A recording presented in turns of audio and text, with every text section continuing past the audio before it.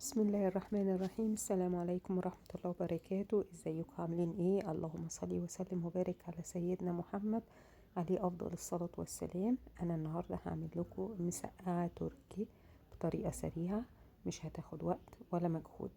انا هنا زي ما انتم شايفين البتنجان بقطعه مكعبات بقشره، وطبعا قطع على قد الحجم اللي انت عايزاه، وبحطه في كيس عشان ما زروتش الدنيا، وبحط عليه معلقتين 3 دقيق وبقلبهم، وبمسك الكيس ابتدي ارجه كويس عشان اتاكد ان الدقيق غلف كل البتنجان زي ما انتم شايفين. وبعدين بمصفى كده انزل الدقيق الزياده عشان ما ينزلش يتحرق في الزيت.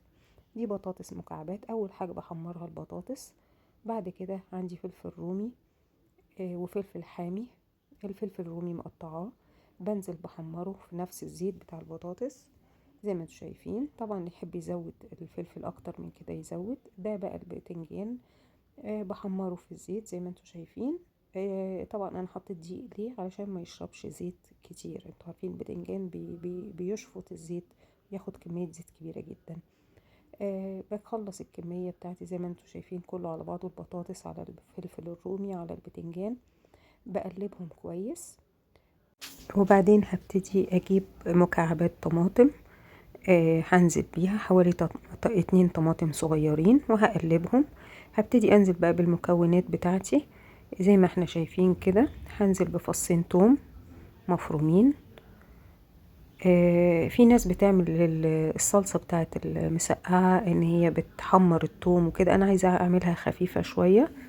هنزل بكزبرة، بشوية كمون. طبعا توابل كمية بسيطة جدا، ما بحاولش ازود. شوية كمون، ملح، هنزل بمعلقتين خل،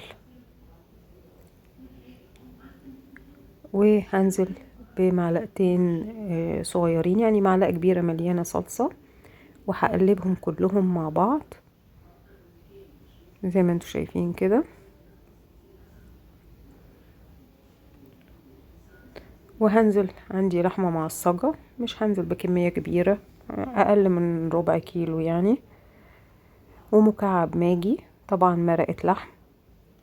وهبتدي اجيب عصير الطماطم بتاعي، انزل بشوية عصير طماطم، ده عشان ده السوائل. طبعا هو لما تدخل الفرن الطماطم بقى والبتنجان والحاجات دي كلها هتنزل السوائل بتاعتها، فهتتسبك وهتبقى كويسة زي ما انتوا شايفين كده. نزلت بمعلقة صغيرة هريسة على اساس تبقى مشطشطة شوية، اللي يحب يضيفها يضيفها، اللي ما يحبش خلاص. ده شكلها بعد ما دخلت الفرن.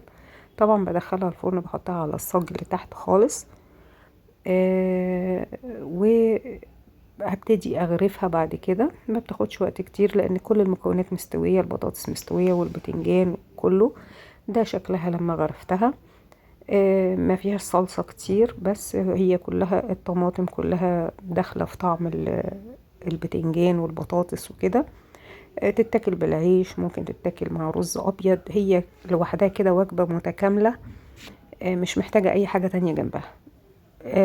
زي ما انتم شايفين اهو، شوية عيش بلدي مع شوية مسقعة، غدوة حلوة وسريعة، كلها في صينية واحدة، ما بتاخدش وقت ولا مجهود، وفي نفس الوقت طعمها حلو وخفيفة، مش دسمة، مش مزيتة، ما فيها الصلصة تقيلة. ان شاء الله تنول اعجابكم. يا ريت اللي عجبه الفيديو يعمل لي لايك، واللي اول مرة يشوف يفعل الجرس ويعمل سبسكرايب علشان يشوفوا فيديوهاتي. وإن شاء الله تنول إعجابكم. وإلى اللقاء في فيديو جديد، وصفة جديدة سهلة وسريعة، مغذية مش مكلفة. السلام عليكم.